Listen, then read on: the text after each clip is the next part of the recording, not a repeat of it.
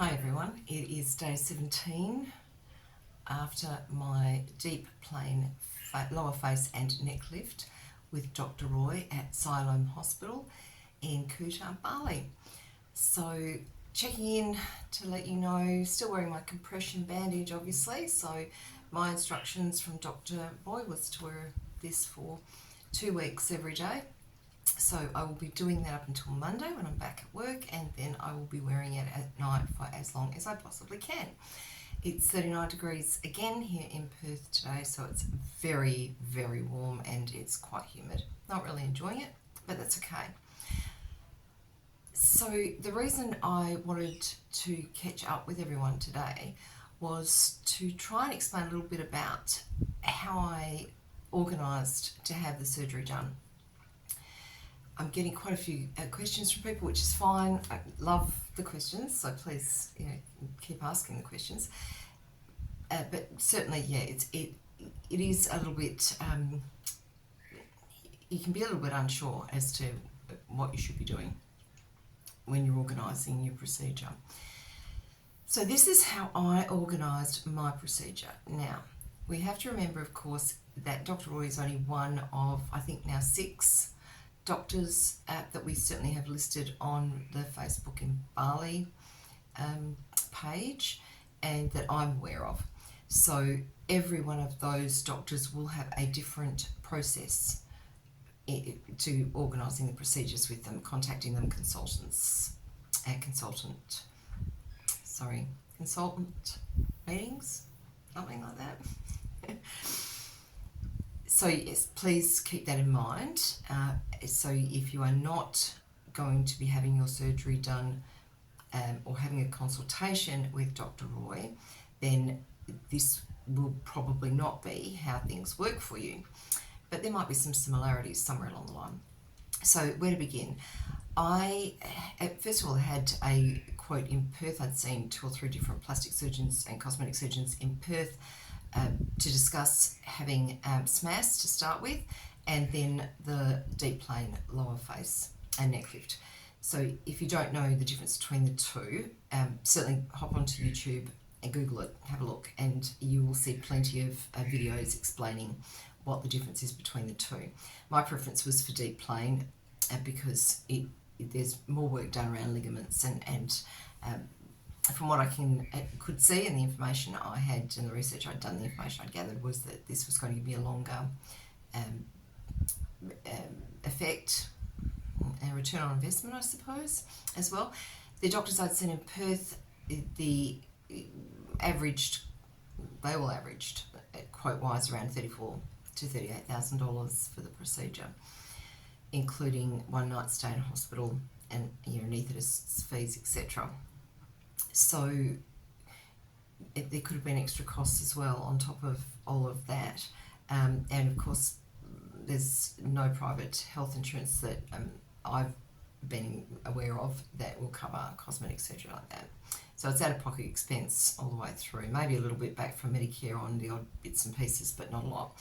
So I found a recommendation on my Facebook feed to the Facelift in Bali site. So that was one that was really interesting to me. So I clocked on, and this was in October last year. And there wasn't many of us on there at the time. Pam had set it up. It was really cool. And I was watching and listening and seeing what had happened with her procedure. Of course, she'd also been to Dr. Roy, so that was really interesting for me. So I then was able to get hold of the WhatsApp number to make contact through WhatsApp with one of Dr. Roy's nurses. So that is what I did. I sent a WhatsApp message saying that I was coming over at the end of October, beginning of November. This is in 2023, and I would like a consultation with Dr. Roy in regards to having the deep plane lower face and neck lift. And I got a response saying, please come on this particular day at this particular time. That I had to message back and say, where am I going? I didn't know where I was going. So there's a lot of assumption, I think, takes place. especially when you're dealing with collective cultures who are indirect communicators, and being individualist or Western cultures, most of us tend to be very direct communicators. So we're expecting lots of information, which isn't necessarily the case in collective cultures. A lot of Asian cultures, there's a lot of assumption that you already know a fair amount, or there's some knowledge there. So just be aware of that. So I had to message back and say, where am I going? So of course I got the address, etc. It's fine. I got to Bali and headed off to Siloam Hospital in Kuta. I was staying in Kuta, so it was Sunset Road, literally I think 5-10 minutes even in peak hour traffic. This was a Tuesday afternoon and my appointment was at 5. I arrived at the hospital and I went to level 3, which was what had some of the instruction had been through WhatsApp. Went to level 3 and I registered. So when you get out of the lift, there is a gentleman there who will point you towards a screen and help you work out what you're doing. So push private and you'll get a ticket, and then over to the right, as you get out of the lift, you'll see a little waiting area and a big desk area, and just wait there and your number gets called, and that's what happened to me.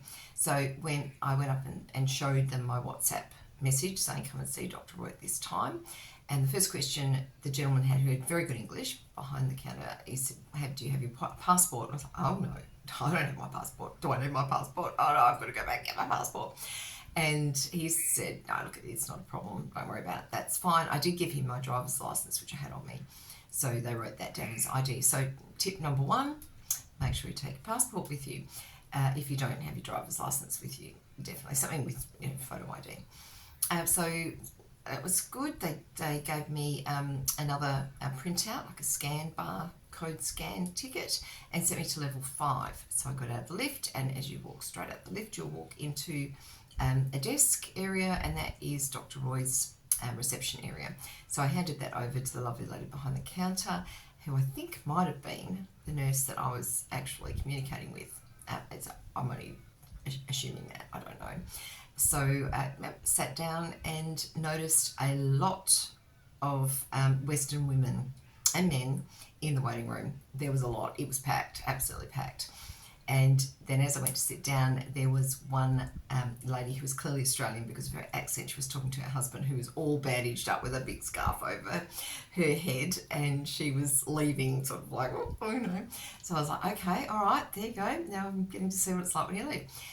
So sat, waited, and it was a considerable amount of time that I was waiting before I saw Dr. Roy. So Milan, his right-hand lady nurse, welcomed me in, and it was clear to start with Dr. Roy was probably not as fluent in English as Milan is, but that's fine because you've got Milan there to help you out, which is really cool.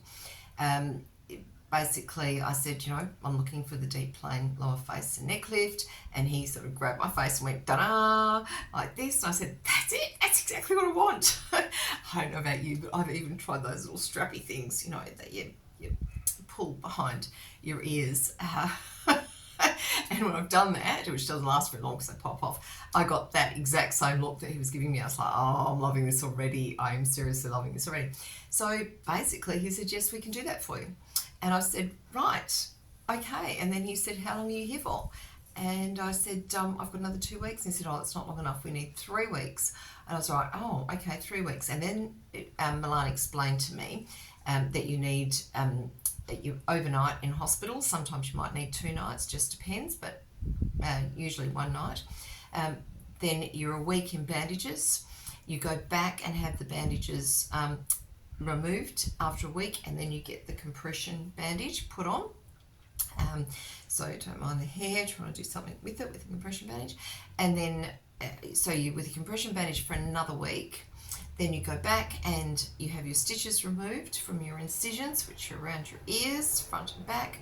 And if you've had anything done on your neck or whatever, you might have some incisions under your neck. That didn't happen to me. Then you wait another week before you're ready to fly home. So it seemed like a lot of time. I was 3 weeks. Wow, okay. Thinking a lot of that time, I can clearly see I'm not going to be moving out of my room because I'm going to probably be hot and horrible and uncomfortable and looking a bit like a freak if the poor lady that left when I first came in, the Australian lady, was anything to go by. Okay, and I'm sure she looks absolutely amazing now, whoever you are, if you're out there, hi. But she, at the time, she was probably having that moment of what the hell have I done, which, trust me, everyone seems to have, but it passes very quickly. So great, I said let's book in a date, and we went for February, which was excellent. February suited me. I knew that would work well. Still quite at work. I made sure it happened immediately after our Australian school holidays finished, so that I'd be in the low season for costs. 3 weeks accommodation was going to be expensive, and all was good. Went home and then secured a CityLink flight over for I think $195 on the day that I needed to be there. Oh, I digress. Go back. The other thing Milan explained to me is that I would need to come the day before surgery to have pre-op tests, which is, for me, was a full range of bloods, an ECG, a chest x-ray, and also a clotting test to see how long it took for my blood to clot. So I knew I had to be there a day before for those tests, and then the surgery would be the following afternoon. So, came home, as I said, booked the ticket there. Then what I chose to do is book a premium flexi ticket with AirAsia for my return date 3 weeks later, thinking that if anything was to go wrong back here in Perth, and we've had a few ups and downs with family matters of recent times, I would be able to get back really quickly. So that was pretty important. So I paid a little bit extra for that, but not a lot because it was the low season.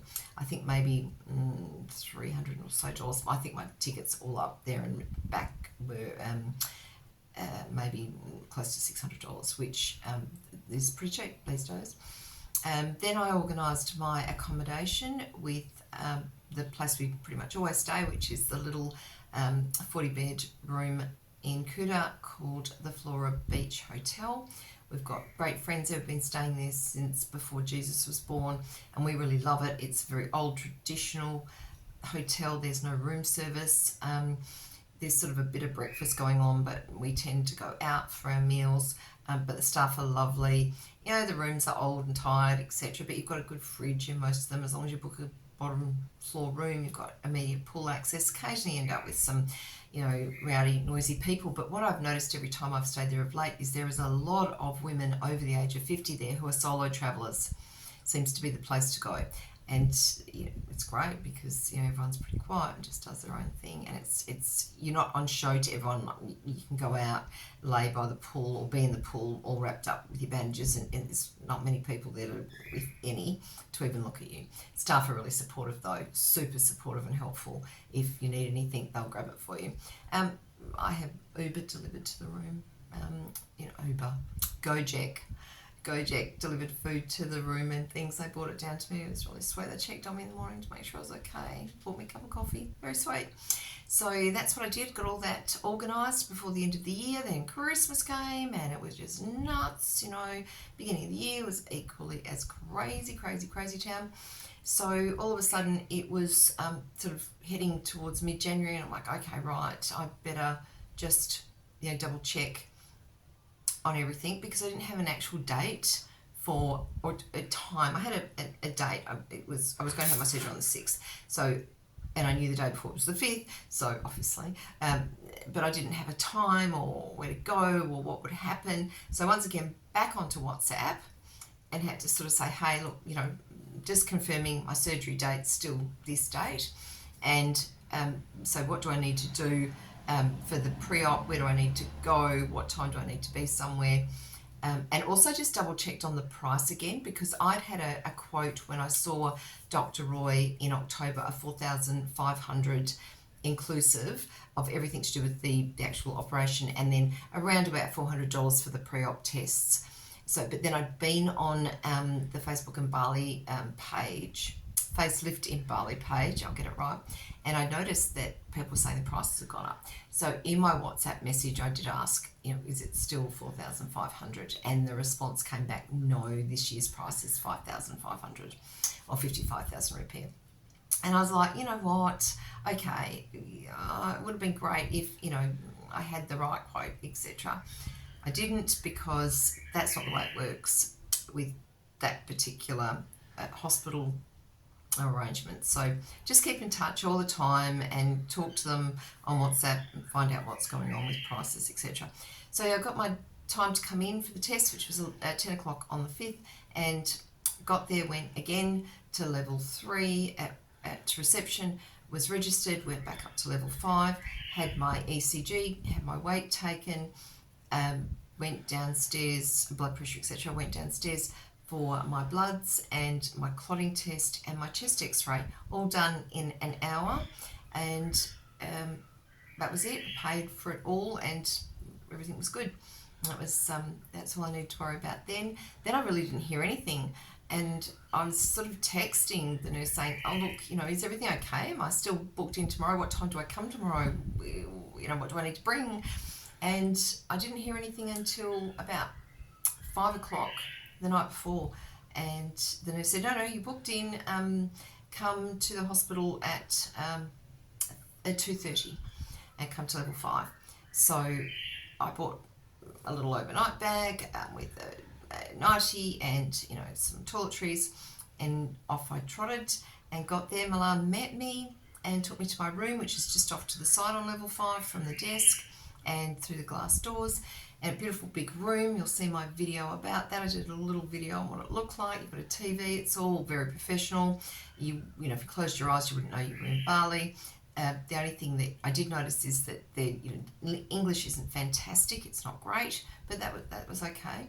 And yeah, that's pretty much how it rolled for me. I didn't need a nightie because you're given a nightie.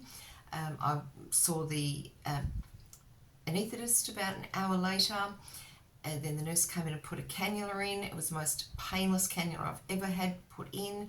When I saw the anaesthetist, I explained to him about some of my drug allergies, Stematol and Maxlon, so anti-nausea drugs. I was worried about feeling nauseous after the operation and how that would be controlled. They treated that very seriously. I had a lot of information on my phone that, so I didn't just go with the brand names. I went and discovered what the actual family name of the medication was, so the scientific name, I suppose. So I was able to give that to them. They took that all away, came back with a few questions. Then they came in and put the red medical alert bracelet on me, like they would do if you were in Australia. I had 2 or 3 other people come in and talk to me about my drug allergies and what would happen to me if I had anything like that. And I explained to them what my reaction is, which is major. And that was good.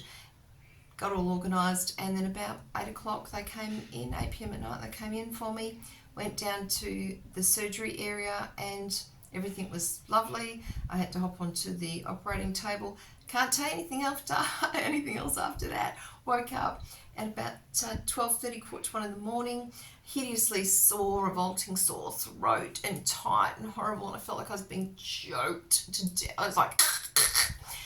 that is the anaesthesia tube that goes down your throat, plus the fact that you're bandaged to the hilt, and so it is sore, and then you've got all this pressure on there as well, so be prepared for that. My drips, pain relief was in. I was able to get myself up, go to the toilet with my little drip trolley, as you would in Perth. I was being checked on every 5 minutes. Someone bought me a chicken sandwich about 1 o'clock in the morning, which I ate ferociously because I was starving, even though my throat hurt. Still, that was great. They also asked me what I wanted for my meals the next day. I was really whacked out this video. Totally whacked out on medication. But I chose well because, gee, the meals were... Look, I thought the meals were really, really good. I thanked them very much for that, and they said that was really nice because they usually get complaints about the meals from Australians. So I thought the meals were great. But then again, if I don't have to cook something, I'm good to go as well. So that's pretty much what the process was. What I did find out is that Xylem Hospital is the government hospital in Kuta, which really services all of the local people. So all of your Balinese, Indonesian people, it looks after. But it does have a private wing, and that's obviously Dr. Roy's area. But Dr. Roy does work the first half of every day, 6 days a week, in the government area doing reconstructive surgery. So people have had bike accidents, people who have been injured at work, on work sites, etc. And we've all seen how people drive in Bali. We also have seen what work sites look like in Bali. So he's got his work cut out for him. He also does reconstruction for birth defects. I'm assuming cleft palate. Remembering I'm hearing this with sort of broken English, and my Bahasa is, just ridiculously bad, considering I worked in islands Southeast Asia for a long time and travelled constantly, 350,000 kilometres in a few short years. I'm junk. Anywho, I found the process really cool. So my recovery's been really fast. I had to come home a week early. I had my stitches out a week early because they were okay to come out. Travelling, I felt a little bit tight on the plane when we ascended and descended, and then didn't have any problems afterwards. Today I went to my GP and I needed a fitness for work letter for my employer. I sit at a desk all day. But anywho, safety first. So got that letter, and he had a look, and he was gobsmacked at my incisions. He just said to me, "You're kidding me, it's 2 weeks." He said, "That is insane." He said, "That's some of the best quality work I have seen when it comes to reattaching the areas of the skin that have been pulled back to do the procedure." He was blown away. He was a little bit skeptical when I went in there. He's like, "Oh, really? You went to Bali to have this done?" All right. And then I told him how much it was, and he was even more skeptical. Then I said, "Look, can you quickly just have a look at that?" He just checked them. I just wanted him to check, see if everything was all right. He was just amazed. He was amazed I had no bruising or swelling. I think I am still quite swollen because when I put my sunglasses on, I end up with dents. And when I take this off in the morning to have a shower, I have dents. But yeah, I am absolutely not at all bruised anymore. It is still difficult and tight when I'm driving to turn sort of my head that way. Otherwise, I'm fine. I really would recommend staying the 3 weeks if you can. I think there's a couple of good reasons why. One is that we tend to be, as women, people who get into things immediately without taking time and thinking for ourselves. So the longer you stay there, the longer you're just going to rest. And you won't be doing the driving, you won't be doing the lifting and picking up and all the rest of it. I'm going to come home and my house looked like a bomb had hit it, of course. So, vacuuming, washing floors, picking up grandchildren, doing shopping, lifting food shopping, not a lot because it's too expensive to eat here. Did all that sort of stuff. If I'd stayed another week in Bali, I would have done absolutely, excuse the expression, I would have just been reading, laying by the pool, maybe a little bit of shopping, but nothing stressful whatsoever. So if you can take the 3 weeks, I would take the 3 weeks. Then you're coming home and you're only wearing a compression bandage at night. You're not wearing it during the day, so on the plane coming back you have to wear it. Or I would suggest you wore it anyway, but it's entirely up to you. So that's pretty much the procedure for me. It wasn't a great level of excessive informational communication. That doesn't surprise me because of my knowledge of intercultural communication and the differences and what happens in the communication sphere with collective cultures. So that didn't really worry me too much. I did feel a little bit like, oh gosh, am I on a whim here? But I thought, worst case scenario, I'm going home for a holiday to Bali and I've got a ticket that says I can come home early and my accommodation is really good. I just paid as I went.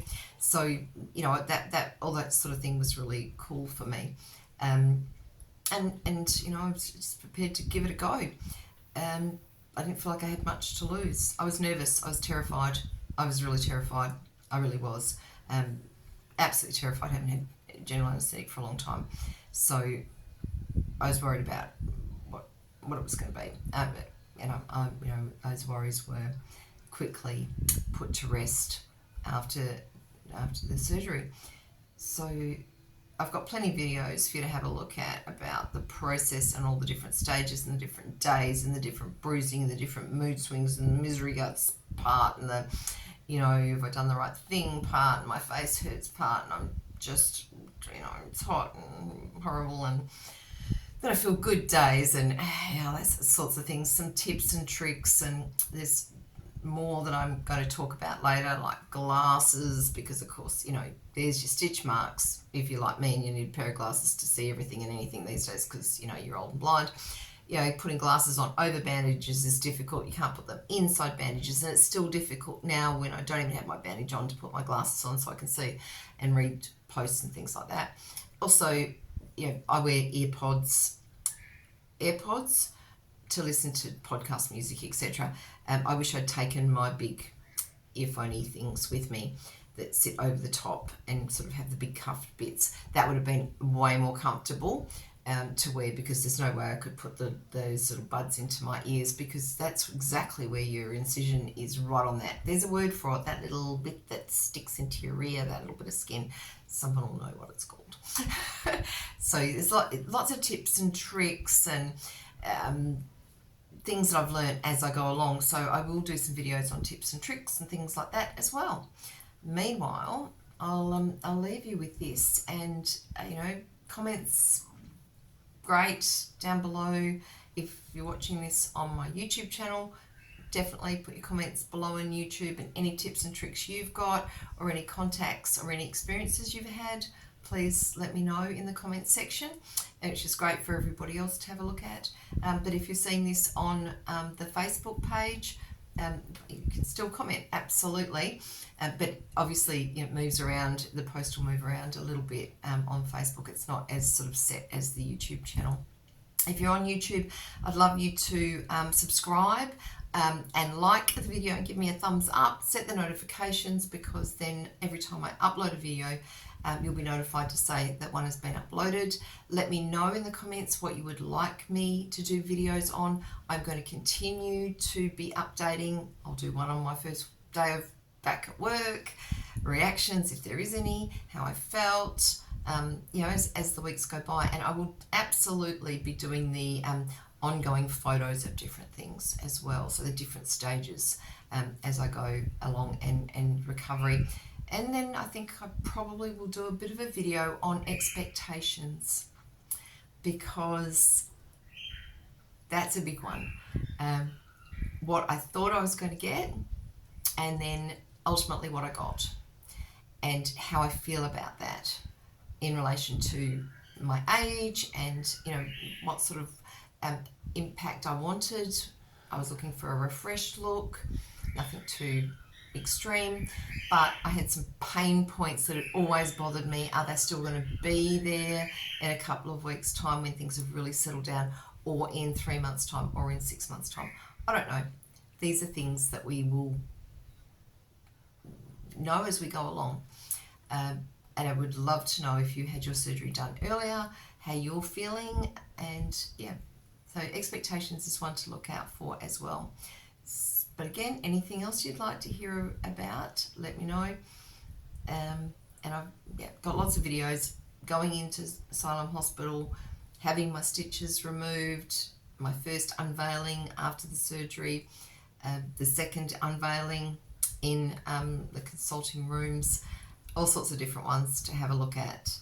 And not super professional. I'm learning as I go. But I'm having a lot of fun, and I think it's so important for other people to be able to see what my experience was like, so that they've got some idea of what it's been like for me. Obviously, as I say time and time again, it's not always going to be the same for everyone. Like and subscribe. I will be speaking to you soon.